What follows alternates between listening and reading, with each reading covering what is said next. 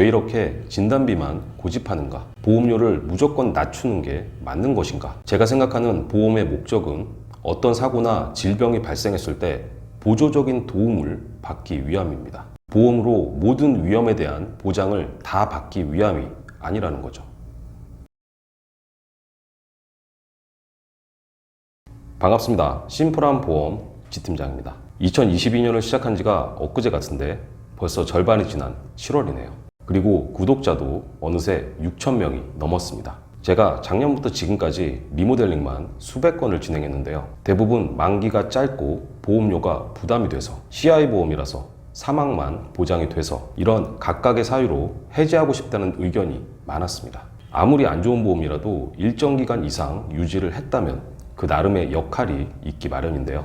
무작정 해지하시면 손해가 발생할 수 있기 때문에 이런 경우에는 증권을 가지고 지팀장에게 문의 주시기 바랍니다.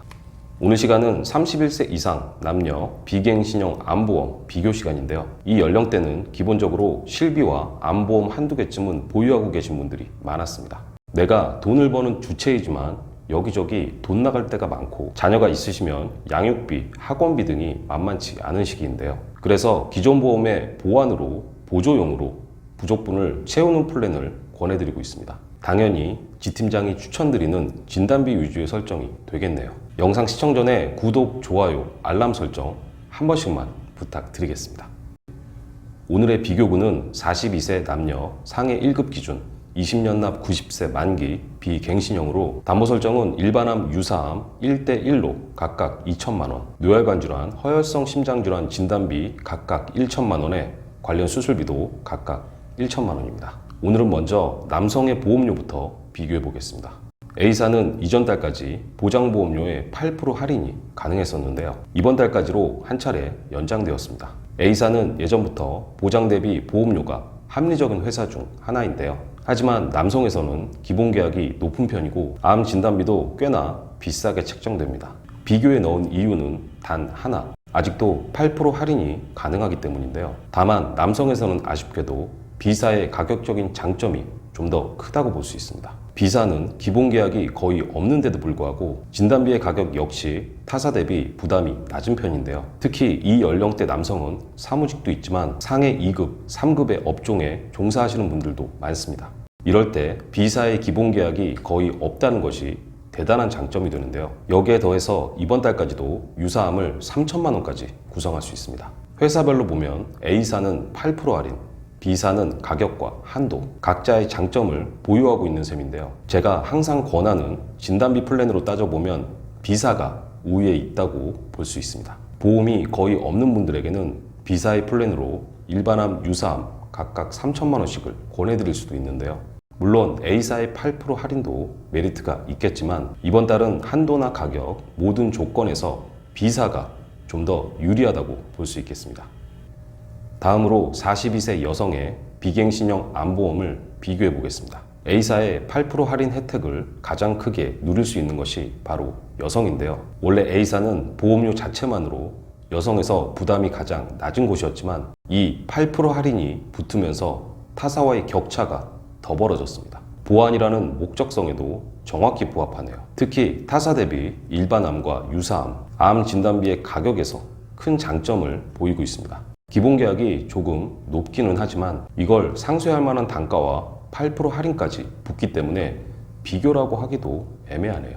B사는 유사암을 3천만 원까지 구성할 수 있다는 장점이 있지만 보시다시피 유사암 진단비의 가격이 상당히 비싼 편입니다. 이러면 보완의 의미가 없어지게 되는 거죠.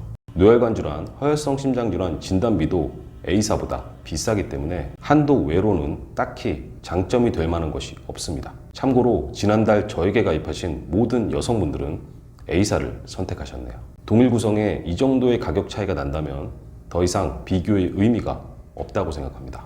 이번 달 여성 암보험 역시 8% 할인이 가능한 A사가 가장 유리하다고 볼 수 있겠습니다.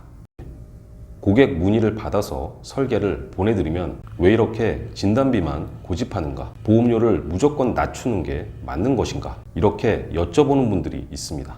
제가 생각하는 보험의 목적은 어떤 사고나 질병이 발생했을 때 보조적인 도움을 받기 위함입니다. 보험으로 모든 위험에 대한 보장을 다 받기 위함이 아니라는 거죠. 우선 내가 보험에 가입하는 이유가 무엇인지 정확한 목적성을 파악하고 그에 맞춰서 최대한 부담 없이 구성하는 게 유리하다고 안내드립니다. 30대에서 50대의 보험은 기존 보험의 보완으로 접근하는 것이 맞다고 생각하는데요.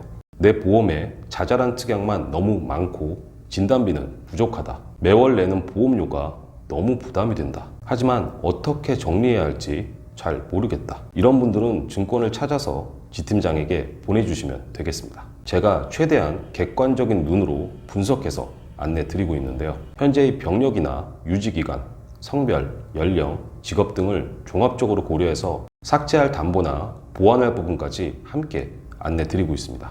요즘 들어 돈을 내는 유료 상담이냐고 여쭤보는 분들이 많아졌는데요. 심플한 보험의 상담은 무료입니다. 비용은 발생하지 않기 때문에 편하게 여쭤보셔도 되겠습니다. 오늘 영상을 보시고 궁금한 점이 있거나 보험 리모델링을 원하시는 분들은 지팀장에게 전화나 카톡으로 언제든지 문의를 주시기 바랍니다. 자, 심플한 보험 오늘 시간 여기까지입니다. 시청해주셔서 대단히 감사합니다. 본 광고는 손해보험 광고 심의 기준을 준수하였으며 유효기간은 심의일로부터 1년입니다.